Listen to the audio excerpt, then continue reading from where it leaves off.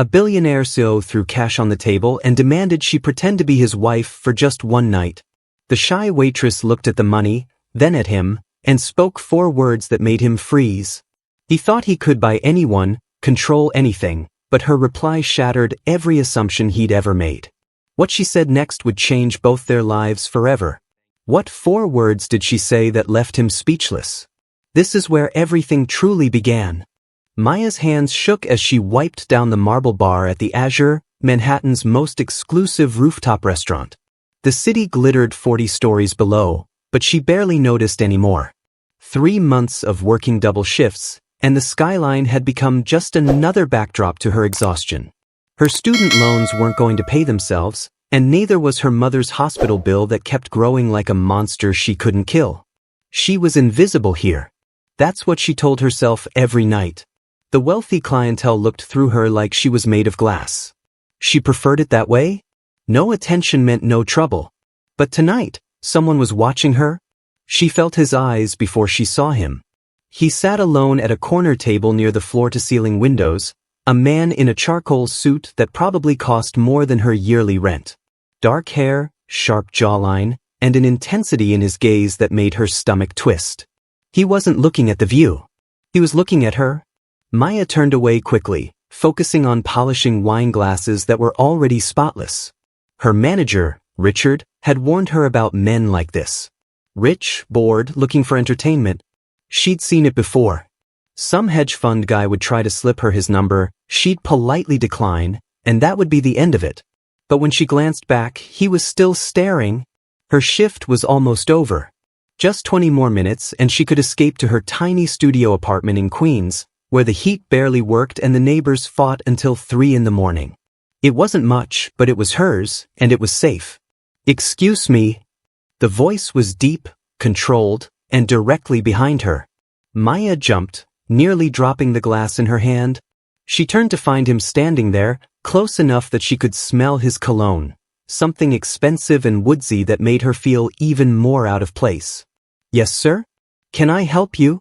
She kept her voice steady, professional, even though her heart was hammering. He studied her for a moment, his gray eyes unreadable. "What's your name?" "Maya." She shouldn't have said her real name. She should have lied.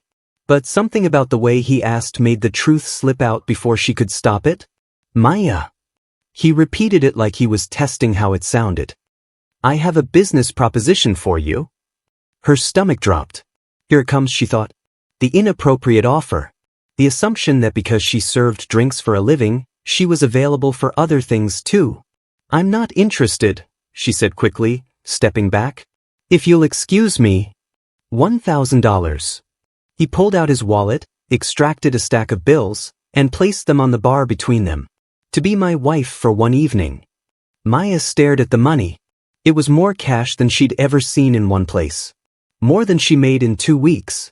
More than she needed for her mother's next treatment. "What?" The word came out as barely a whisper. "My family is hosting a charity gala tomorrow night. I need a date. Someone who won't ask questions or expect anything beyond the evening." He said it like he was ordering coffee, casual and businesslike. "You play the role of my devoted wife for approximately 4 hours. You smile, you make small talk, and when the night ends, you walk away $1,000 richer. No strings attached." Maya felt something cold settle in her chest. She looked at the money, then at his face, then back at the money. Every exhausted, desperate part of her wanted to reach for those bills. But something else rose up inside her, something her mother had taught her when she was young. "Your dignity isn't for sale." Maya met his eyes directly. Her voice was quiet but clear. "You can't afford me." Alexander Thornwood, billionaire CEO and one of the most powerful men in New York, stared at her like she'd just spoken a foreign language. His mouth opened slightly. No sound came out. "Excuse me," he finally managed. "You heard me." Maya pushed the money back across the bar toward him. "You can't afford me. Not for $1,000. Not for $10,000. Not for any amount you could offer." His face went through several expressions: shock, confusion, and something that might have been anger. "Do you have any idea who I am?" "No," Maya said honestly. And I don't care. You just offered me money to pretend to be your wife like I'm some kind of prop you can rent for the evening. Like I'm something you can purchase and return when you're done with it. So let me be very clear, you can't afford what you're asking for. I'm offering you more money than you make in 2 weeks for 4 hours of work. His voice had an edge now. That's an incredibly generous offer. Generous. Maya felt anger replacing her exhaustion. You walk in here with your expensive suit and your wallet full of cash, and you think that makes you generous? You don't know anything about me. You don't know what I need or what I'm worth. You just see someone you think is desperate enough to say yes. Are you telling me you don't need the money? He gestured around the restaurant. You're working at 11 o'clock on a Wednesday night in a place where the customers spend more on one bottle of wine than you probably make in a month. Don't pretend you're not struggling. That hit too close to home. Maya felt tears burning behind her eyes, but she refused to let them fall. You're right. I am struggling. My mother has cancer. I have student loans I'll be paying off until I'm 50. I live in an apartment where the heat doesn't work and I can hear every conversation my neighbors have through the walls.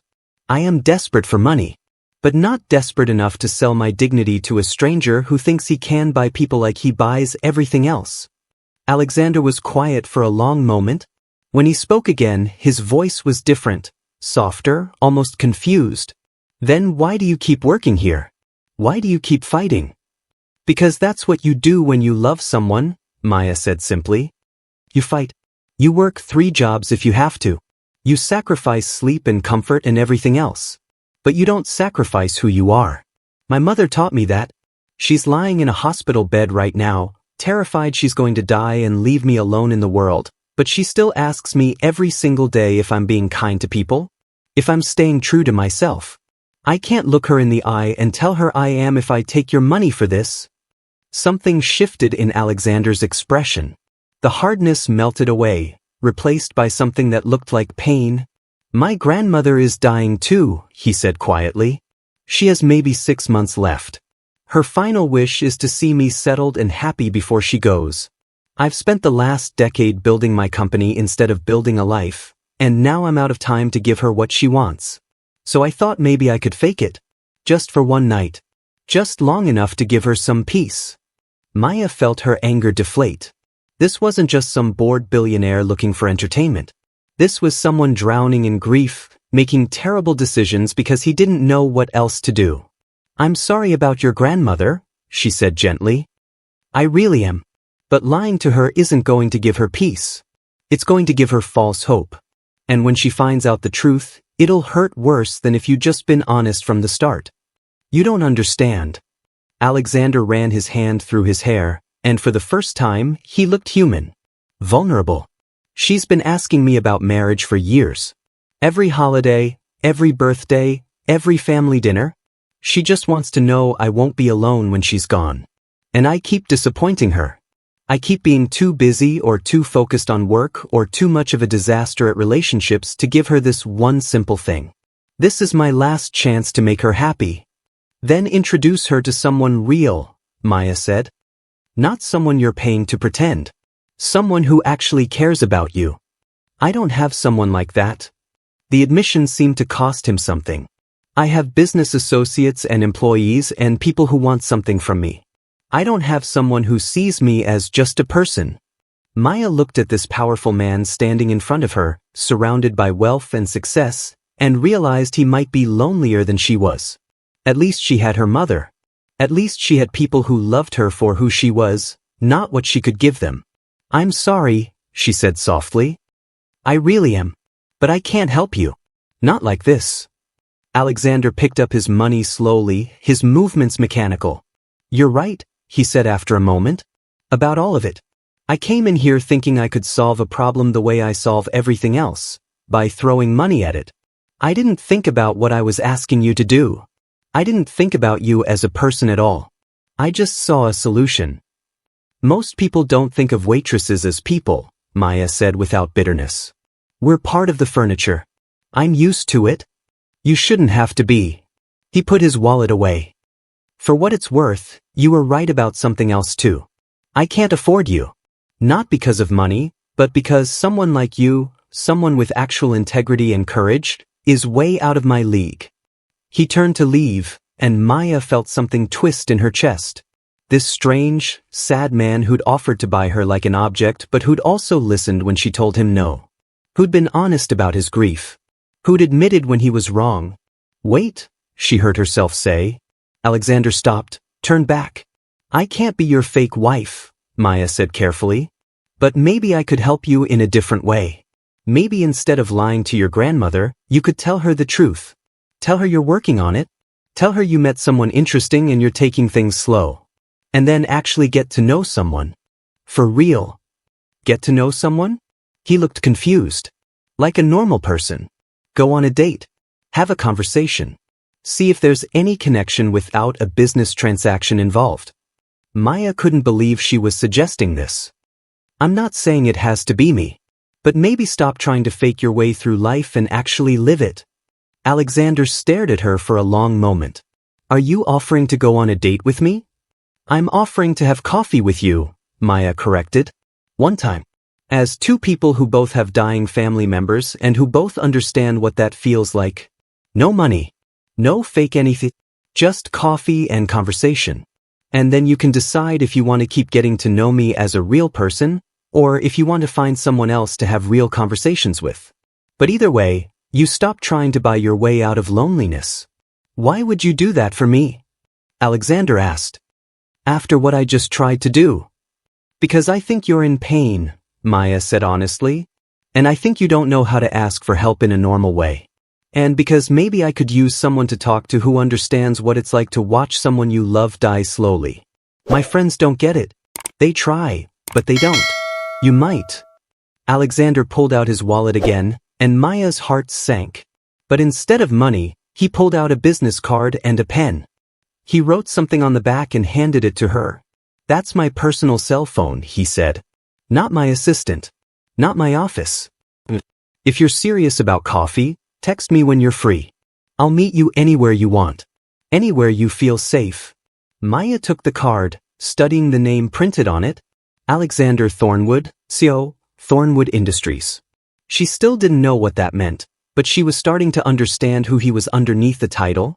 There's a diner 3 blocks from here, she said. They have terrible coffee and good pie. Tomorrow at 2 in the afternoon if you're free. I'll clear my schedule. He said it with the first genuine smile she'd seen from him. Thank you, Maya. For telling me no. No one ever tells me no. Then you need to meet better people, she said. He laughed, a real laugh that transformed his entire face. Apparently I just did. After he left, Maya stood at the bar holding his business card and wondering what she'd just done. Her coworker Lisa came over, eyes wide. Did that man just spend 20 minutes talking to you? Lisa whispered. Do you know who that was? Alexander Thornwood, Maya said. Should I know him? Lisa grabbed her phone and showed Maya the search results. Billionaire so. One of the youngest self-made fortunes in the country. Regular features in business magazines.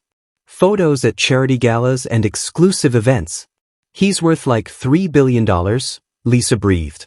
And he was just talking to you like a normal person? Maya looked at the photos on the phone.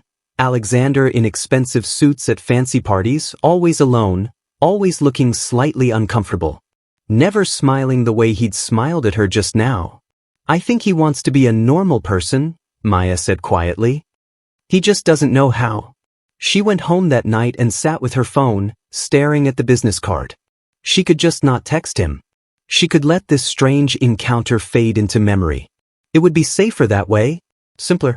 But she kept thinking about the look on his face when she'd said he couldn't afford her. The shock, then the respect, then the vulnerability when he talked about his grandmother. She thought about her own mother, who'd taught her to see people as they were, not as what they appeared to be. Maya typed out a message. 2 p.m. tomorrow. The diner on 48th. Come alone. Wear normal clothes.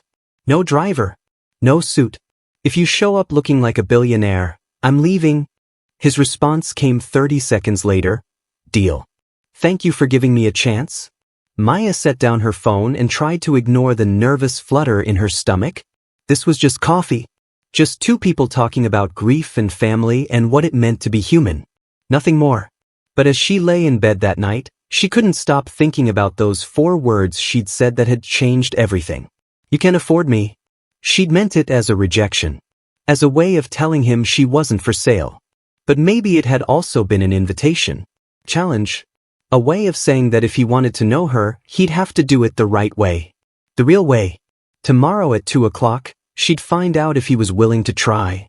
Maya arrived at the diner 15 minutes early, her heart pounding so hard she could feel it in her throat. She'd changed clothes 3 times that morning, finally settling on jeans and a simple sweater because anything else felt like she was trying too hard. This wasn't a date. This was coffee with a stranger who happened to be a billionaire. No pressure. She ordered coffee, the terrible kind she'd promised, and waited. At exactly 2 o'clock, the door opened. Maya looked up and almost didn't recognize him. Alexander Thornwood wore faded jeans and a plain gray Henley shirt. His hair was slightly messy, like he'd actually styled it to look unstylied. He carried no briefcase, wore no watch that probably cost more than a car. He looked nervous. He spotted her and smiled, and Maya felt something warm unfold in her chest. "You actually came," she said as he slid into the booth across from her. "You sound surprised." He flagged down the waitress and ordered coffee without looking at a menu. "Did you think I wouldn't?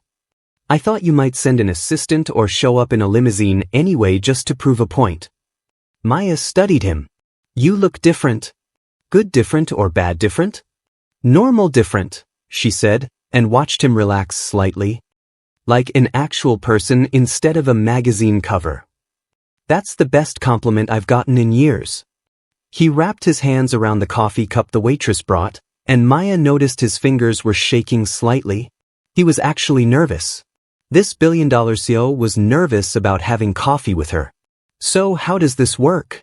Alexander asked. "I've never been on a date where the other person explicitly told me it wasn't a date. We talk," Maya said simply.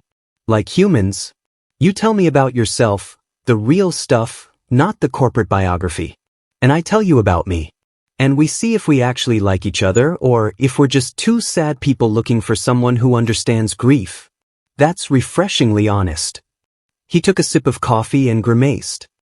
"You weren't kidding about the coffee being terrible? But the pie is amazing. Trust me." Maya ordered 2 slices of apple pie, and when they arrived, she watched Alexander take his first bite. His eyes widened. "Okay, this is incredible," he admitted. "How did you find this place?" "My mom and I used to come here every Sunday after church," Maya said. "Before she got sick. It was our tradition. She'd always order pie and tell me stories about when she was young. This was the last normal place we went before everything changed." Alexander set down his fork. "How is she doing?" "Your mom. Stage 3 breast cancer. She's fighting, but it's hard. Some days are better than others." Maya felt the familiar ache in her chest.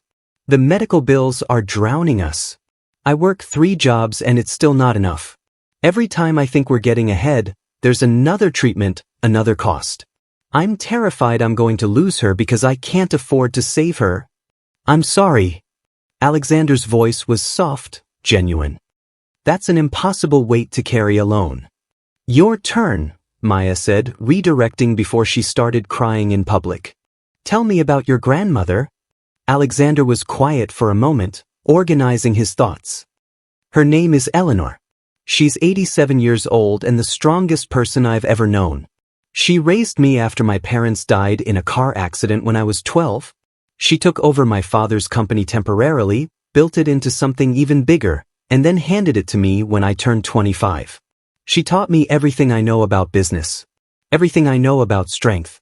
But she never taught me how to be a person outside of work because she never learned that skill herself."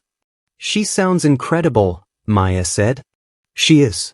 But she's also dying of heart failure, and there's nothing I can do to stop it. All the money in the world can't fix it.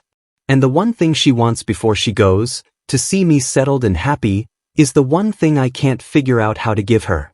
His voice cracked slightly. "Last month she told me she's scared I'm going to end up alone like she did. She married her work instead of finding a partner, And now she's at the end of her life surrounded by business accomplishments but no family except me. She doesn't want that for me. Maya reached across the table and touched his hand. The gesture was impulsive, but it felt right. She sounds like she loves you very much. Alexander looked at their hands, then up at her face. She does.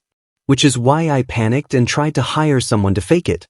I thought if I could just give her one perfect evening where she believed I was happy, she could die in peace. I didn't think about how wrong it was. I just thought about solving the problem. You're used to solving problems with money, Maya observed. That's your language. It's the only language I know. He turned his hand over so their palms touched.